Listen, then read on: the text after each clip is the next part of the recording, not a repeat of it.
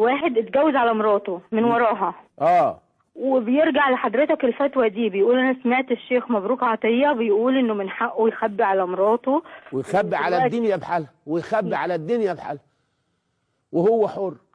وهي لما تعرف، وقت ما تعرف عرفت تقول له غور في داهيه انت وهي، يقول لها لا انت اللي هتغور. المتضرر هو اللي يمشي.